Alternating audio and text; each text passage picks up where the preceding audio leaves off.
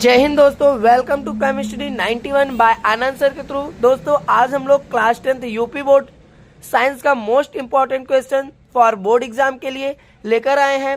तो आइए सबसे पहले हम अपने टॉपिक पे चलते हैं। तो दोस्तों हमारा पहला क्वेश्चन क्या है, रासायनिक अभिक्रिया किसे कहते हैं। रासायनिक अभिक्रिया किसे कहते हैं, तो आइए रासायनिक अभिक्रिया की परिभाषा हम लोग पढ़ते हैं।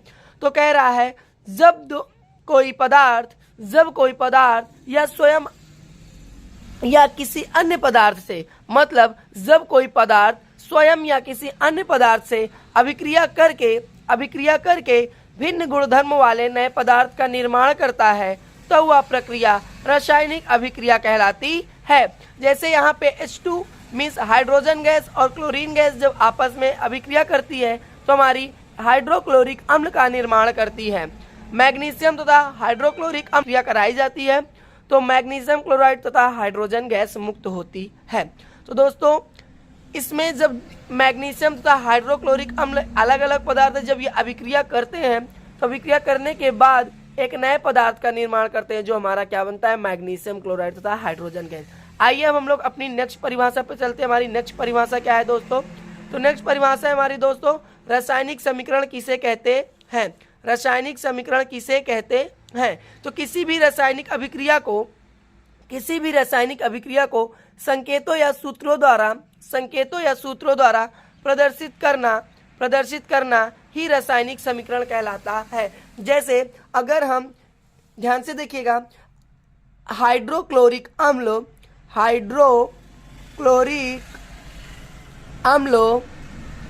प्लस सोडियम हाइड्रोक्साइड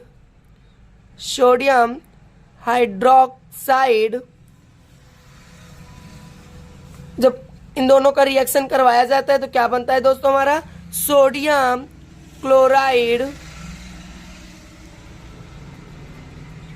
तथा जल। अब दोस्तों ऐसे शब्दों में लिखेंगे तो हमारा ज्यादा समय जाएगा, तो इसी के लिए हमारा रासायनिक समीकरण का निर्माण किया गया है। इसमें देखिए हाइड्रोक्लोरिक अम्ल को हमने इसके सूत्र के द्वारा प्रदर्शित किया है, तो सोडियम हाइड्रोक्साइड को भी हमने सूत्र के द्वारा प्रदर्शित किया है। तो क्या है रासायनिक समीकरण, जब किसी भी रासायनिक अभिक्रिया को संकेतों या सूत्रों द्वारा प्रदर्शित करना ही क्या कहलाता है दोस्तों, रासायनिक समीकरण। आई होप आपको ये दो परिभाषाएं क्लियर हो गई होंगी। आइए अब हम लोग अपनी नेक्स्ट परिभाषा पे चलते हैं। हमारी नेक्स्ट परिभाषा क्या है, तो दोस्तों हमारी नेक्स्ट परिभाषा है अभिक्रिया में अभिकारक तथा उत्पाद से आप क्या समझते हैं। अभिकारक तथा उत्पाद से आप क्या समझते हैं, तो आइए सबसे पहले हम लोग अभिकारक समझते हैं। अभिक्रिया में भाग लेने वाले पदार्थों को अभिकारक कहते हैं। क्या कहते हैं दोस्तों, अभिक्रिया में भाग लेने वाले पदार्थों को अभिकारक कहते हैं। अब उत्पाद की परिभाषा आइए क्लियर करते हैं। अभिक्रिया के पश्चात बने नए पदार्थ को उत्पाद कहा जाता है, मतलब अभिक्रिया के पश्चात बने नए पदार्थों को उत्पाद कहा जाता है। तो ध्यान से देखिएगा दोस्तों, यहाँ पे HNO3 तथा पोटेशियम हाइड्रोक्साइड ये रासायनिक अभिक्रिया में भाग ले रहे हैं। ये रासायनिक अभिक्रिया में क्या कर रहे हैं, भाग ले रहे हैं। तो रासायनिक अभिक्रिया के पश्चात एक नए पदार्थ का निर्माण हो रहा है जिसमें हमारा पोटेशियम नाइट्रेट व जल का निर्माण हो रहा है। तो ये दोस्तों हमारा क्या है, उत्पाद। आई होप आपको अभिकारक, उत्पाद, रासायनिक समीकरण तथा आपको रासायनिक अभिक्रिया चारों की परिभाषा क्लियर हो गई होगी। आइए अब हम लोग नेक्स्ट अपने टॉपिक पे चलते हैं। हमारा नेक्स्ट टॉपिक क्या है, रासायनिक अभिक्रिया कितने प्रकार की होती है। रासायनिक अभिक्रिया कितने प्रकार की होती है, वेरी मोस्ट इंपॉर्टेंट क्वेश्चन है दोस्तों। जैसा कि हमने बताया हमारा नेक्स्ट टॉपिक क्या है, अभिक्रिया के प्रकार। आइए सबसे पहले समझते हैं अभिक्रिया कितने प्रकार की होती है। तो अभिक्रिया निम्न प्रकार की होती है। पहली है हमारी संयोजन अभिक्रिया। पहली हमारी क्या है दोस्तों, संयोजन अभिक्रिया। दूसरी हमारी है दोस्तों विस्थापन अभिक्रिया। दूसरी हमारी क्या है दोस्तों, विस्थापन अभिक्रिया। तीसरी हमारी है दोस्तों द्विविस्थापन अभिक्रिया। तीसरी अभिक्रिया क्या है हमारी दोस्तों, द्विविस्थापन अभिक्रिया। चौथी दोस्तों हमारी क्या है, वियोजन अभिक्रिया। चौथी क्या है दोस्तों हमारी, वियोजन अभिक्रिया। पांचवी क्या है दोस्तों हमारी, ऑक्सीकरण अभिक्रिया। पांचवी क्या है दोस्तों हमारी, ऑक्सीकरण अभिक्रिया। तो छठवीं क्या है दोस्तों हमारी, अपचयन अभिक्रिया। छठवीं क्या है दोस्तों हमारी, अपचयन अभिक्रिया। और लास्ट हमारी अभिक्रिया है रेडॉक्स अभिक्रिया। क्या है दोस्तों हमारी, रेडॉक्स अभिक्रिया। अभिक्रिया। तो आइए सबसे पहले हम समझते हैं इनके वर्ड से ही इन अभिक्रियाओं का मतलब समझ लें। संयोजन का मतलब क्या होता है कि जब आइए परिभाषा से डायरेक्ट क्लियर करते हैं। संयोजन अभिक्रिया क्या है? जब दो या दो से अधिक पदार्थ आपस में अभिक्रिया करके केवल एकल पदार्थ का निर्माण करते हैं, उसे संयोजन अभिक्रिया कहते हैं। मतलब जब दो या दो से अधिक पदार्थ आपस में रासायनिक अभिक्रिया करके केवल एक ही प्रोडक्ट का निर्माण करते हैं, उसे हम लोग क्या बोलते हैं दोस्तों? संयोजन अभिक्रिया। जैसे एग्जाम्पल में आपको दिया गया है, हाइड्रोजन गैस व ऑक्सीजन गैस जब आपस में अभिक्रिया करते हैं तो जल का निर्माण करते हैं। ध्यान से देखिए, इसमें दो पदार्थ हैं, आपस में अभिक्रिया करके केवल एकल पदार्थ का निर्माण करते हैं, तो उसे क्या कहते हैं दोस्तों? संयोजन। संयोजन का मतलब ही होता है जुड़ना। आइए अपना नेक्स्ट एग्जाम्पल देखते हैं। CaO को हम लोग कैल्शियम ऑक्साइड या चूना पत्थर भी बोलते हैं तथा H2O जल। जब चूना पत्थर की अभिक्रिया जल के साथ कराई जाती है तो क्या बनता है दोस्तों? बुझा हुआ चूना। आपको संयोजन अभिक्रिया समझ में आई? आइए हम लोग अपनी नेक्स्ट परिभाषा पे चलते हैं। जो हमारी नेक्स्ट परिभाषा क्या है दोस्तों? विस्थापन अभिक्रिया। तो ध्यान से देखिएगा, विस्थापन अभिक्रिया क्या है? जब दो या दो से अधिक पदार्थ आपस में अभिक्रिया करते हैं तो अधिक क्रियाशील धातु या अधिक क्रियाशील तत्व कम क्रियाशील तत्वों को विस्थापित कर देते हैं। उस अभिक्रिया को विस्थापन अभिक्रिया कहते हैं। जैसे कि कोई एक पावरफुल व्यक्ति है, जब वो आता है तो किसी कमजोर वाले व्यक्ति क्या कर देता है? उसके स्थान से हटाकर उसका स्थान ग्रहण कर लेता है। तो विस्थापन अभिक्रिया यही है, जब दो या दो से अधिक पदार्थ आपस में अभिक्रिया करते हैं तो अधिक क्रियाशील धातु कम क्रियाशील धातु को विस्थापित कर देता है, जिसे हम लोग विस्थापन अभिक्रिया कहते हैं। आइए इसका एग्जाम्पल देखते हैं। एग्जाम्पल क्या लिखा गया है दोस्तों? आयरन की अभिक्रिया जब कॉपर सल्फेट के विलयन के साथ कराई जाती है तो आयरन सल्फेट प्लस कॉपर बनता है, यानी कि इसमें कॉपर से अधिक क्रियाशील धातु कौन सा है दोस्तों? आयरन। दूसरा एग्जाम्पल क्या है? Zn यानी जिंक की अभिक्रिया जब जिंक सल्फेट के साथ कराई जाती है, कॉपर सल्फेट के साथ कराई जाती है, जिंक सल्फेट और कॉपर बनता है, यानी कॉपर कम क्रियाशील है जिंक की अपेक्षा में। अब आइए हम लोग अपनी नेक्स्ट परिभाषा पे चलते हैं। हमारी नेक्स्ट परिभाषा क्या है दोस्तों? विस्थापन अभिक्रिया। तो विस्थापन अभिक्रिया दोस्तों हमारी नेक्स्ट परिभाषा है द्विविस्थापन अभिक्रिया। आइए समझते हैं हमारी द्विविस्थापन अभिक्रिया क्या है। जब दो या दो से अधिक पदार्थ अभिक्रिया के दौरान, मतलब जब दो या दो से अधिक पदार्थ अभिक्रिया के दौरान अपने आयनों का आदान प्रदान करते हैं, उसे द्विविस्थापन अभिक्रिया कहते हैं। आइए इसका एग्जाम्पल देखते हैं क्या है दोस्तों। इसका एग्जाम्पल है सोडियम सल्फेट की अभिक्रिया जब बेरियम क्लोराइड के साथ कराई जाती है।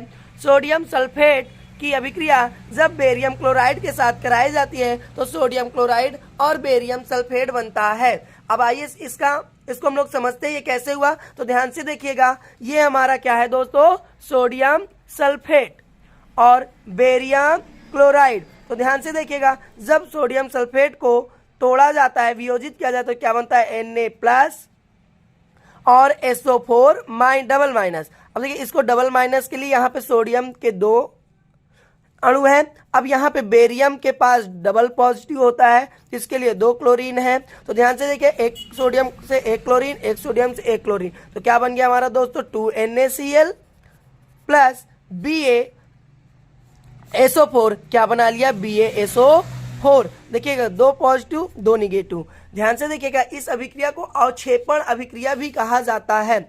इस अभिक्रिया को अवक्षेपण अभिक्रिया भी कहा जाता है। अब आइए दोस्तों, हमारी लास्ट परिभाषा क्या है दोस्तों? वियोजन अभिक्रिया। तो ध्यान से समझिएगा, वियोजन अभिक्रिया क्या है? जब कोई पदार्थ अभिक्रिया के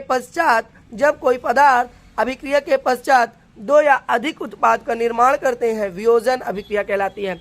दोस्तों वियोजन का मतलब ही होता है टूटना। मतलब जब एक ही अभिकारक टूटकर कई उत्पाद का निर्माण करता है, उसे हम लोग क्या बोलते हैं दोस्तों? वियोजन अभिक्रिया। इसमें जैसे आपका कैल्शियम कार्बोनेट है, कैल्शियम कार्बोनेट को जब उष्मा दी जाती है, हीट दी जाती है, तो कैल्शियम ऑक्साइड और कार्बन डाइऑक्साइड का निर्माण होता है। हमारी दूसरी अभिक्रिया क्या है दोस्तों? जब जल में विद्युत धारा प्रवाहित की जाती है तो हाइड्रोजन गैस और ऑक्सीजन गैस मुक्त होती है। आई होप आपको ये चारों अभिक्रिया समझ में आई है। आइए अब हम लोग अपनी नेक्स्ट अभिक्रिया पे चलते हैं। हमारी नेक्स्ट अभिक्रिया क्या है दोस्तों? हमारी नेक्स्ट अभिक्रिया है अपचयन अभिक्रिया। आइए समझते हैं अपचयन अभिक्रिया क्या होती है। जब किसी अभिक्रिया के दौरान किसी पदार्थ में ऑक्सीजन की कमी यानी ह्रास या हाइड्रोजन में वृद्धि होती है तो उसे अपचयन अभिक्रिया कहते हैं। आइए एक से एग्जाम्पल देखते हैं। एग्जाम्पल क्या है? जब कॉपर ऑक्साइड की अभिक्रिया H2 के साथ करवाई जाती है तो हमारा क्या बनता है दोस्तों?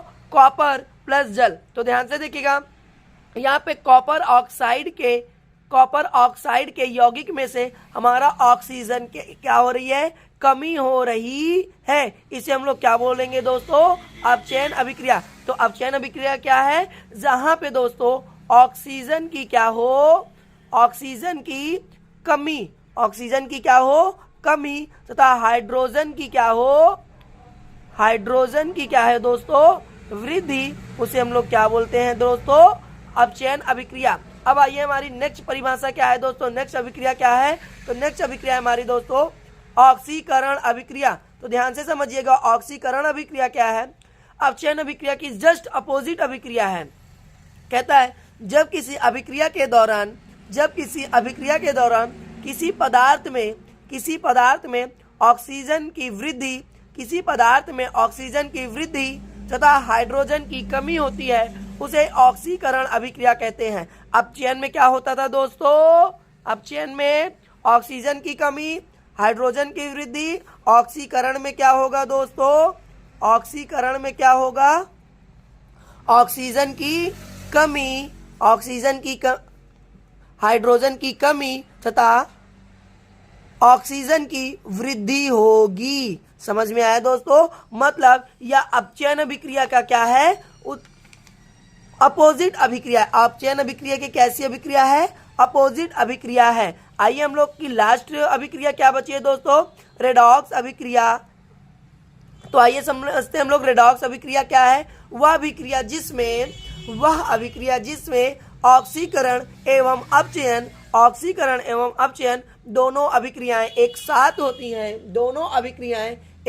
होती हैं, उसे रेडॉक्स अभिक्रिया कहते हैं।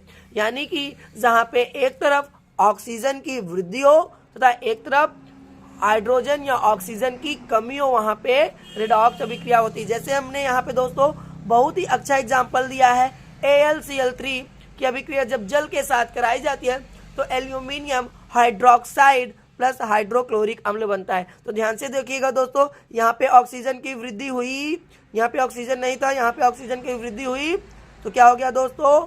ऑक्सीकरण। यहाँ पे ऑक्सीजन था, यहाँ पे ऑक्सीजन की कमी हो गई तो ये क्या हो गया दोस्तों? अपचयन अभिक्रिया। इसका एक और इम्पोर्टेंट क्वेश्चन है, आइए इसको भी समझ लेते हैं। इसका एक और एग्जाम्पल है, उसको भी समझ लेते हैं। जब हम लोग जिंक ऑक्साइड की अभिक्रिया कार्बन के साथ कराते हैं तो zinc plus carbon mono oxide बनता है। ध्यान से देखिएगा दोस्तों, यहाँ पे आपका ऑक्सीजन था, यहाँ पे ऑक्सीजन की कमी हो गई यानी आपका अपचयन अभिक्रिया हो गई, और यहाँ पे ऑक्सीजन नहीं था, यहाँ पे ऑक्सीजन की वृद्धि हुई यानी आपकी ऑक्सीकरण अभिक्रिया हो गई। आई होप आपको रासायनिक अभिक्रिया के प्रकार अच्छे से समझ में आ गए होंगे। अगर अच्छा लगा हो तो चैनल को लाइक, सब्सक्राइब एंड शेयर ज़रूर करें अपने दोस्तों को। जय हिंद दोस्तों, धन्यवाद।